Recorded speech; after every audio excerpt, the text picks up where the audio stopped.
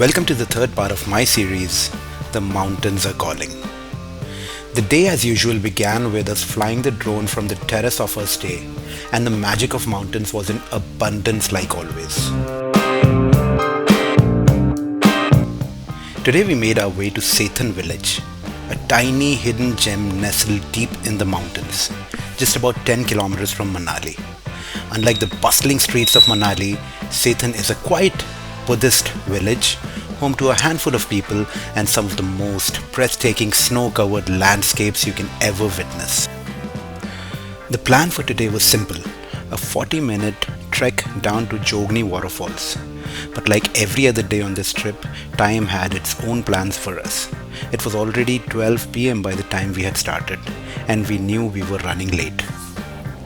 This is where we met RANA ji, our cab driver for the day, and quite honestly, one of the most humble and budget-friendly people you can travel with in Manali. He drives a well-maintained Tata Sumo, and if you're ever here, I'd highly recommend traveling with him. I'll leave his number in the description in case you need a reliable ride. As we chatted with RANA ji, we asked him about taking a trip to Sisu, but to our surprise, he told us something really interesting. Sisu was off limits today. The reason? The locals were celebrating the Fagli festival, a time when they choose to disconnect from the outside world, avoiding conversations with visitors and tourists. The festival is organized to observe the victory of good over evil.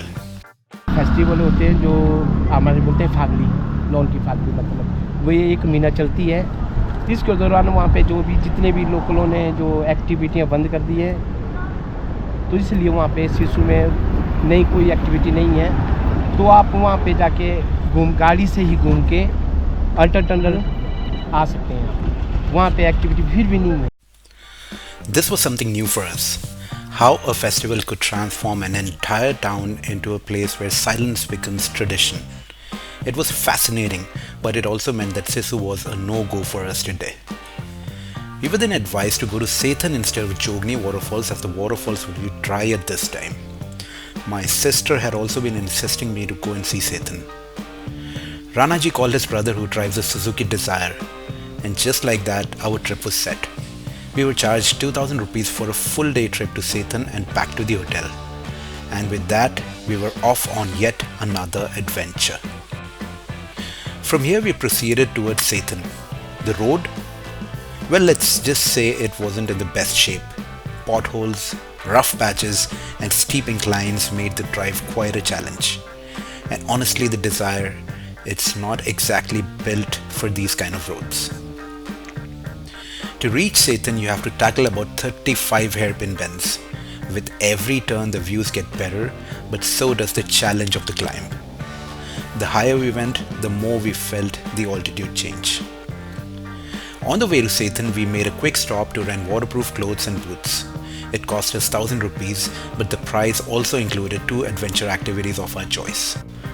As we continued our drive up, then we spotted them, the Himalayan vultures. Seeing them for the first time was incredible. These birds are massive, with wingspans that make them look almost prehistoric as they glide effortlessly over the valleys. But what really amused us was something unexpected. Small crows fearlessly attacking these huge vultures. It was like watching a battle in the sky, with the crows darting around, trying to chase away these giants. Nature sure is full of surprises.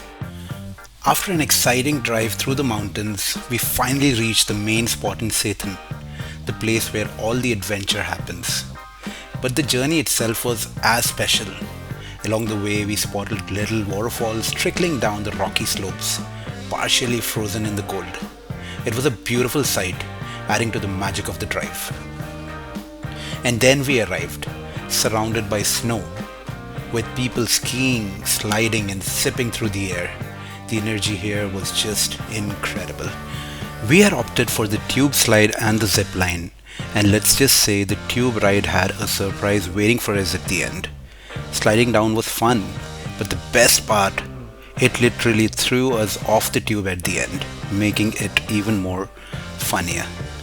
Next we tried the zip line. It was okay, not the most thrilling, but still a fun experience with a nice view. Here's a clip from our ride.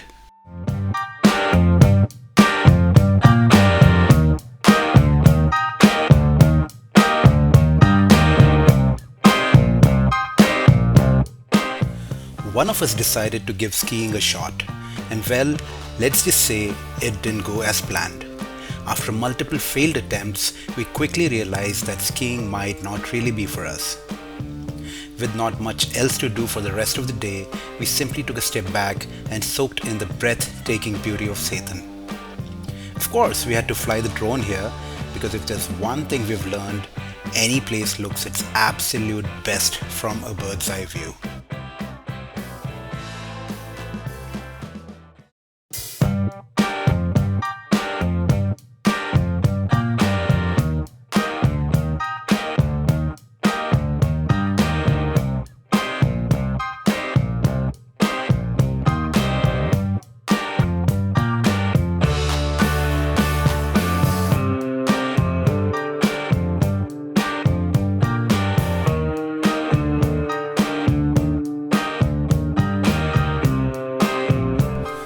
As we were enjoying the views, we spotted a little girl building a snowman with her mother.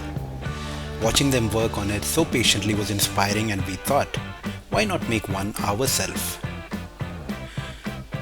We worked on it, and well, let's just say our snowman didn't turn out as elegant as theirs. In fact, something about its face, its crooked smile, kind of reminded me of the legendary Heath Ledger's Joker from The Dark Knight. What do you think? As the sun began to set, the sky turned golden, casting a beautiful glow over the snowy landscape. But by this time, hunger was really kicking in, and we knew it was time to head back. We made our way to the parking spot where our cab had been patiently waiting for us. We had some Maggie and momos over there.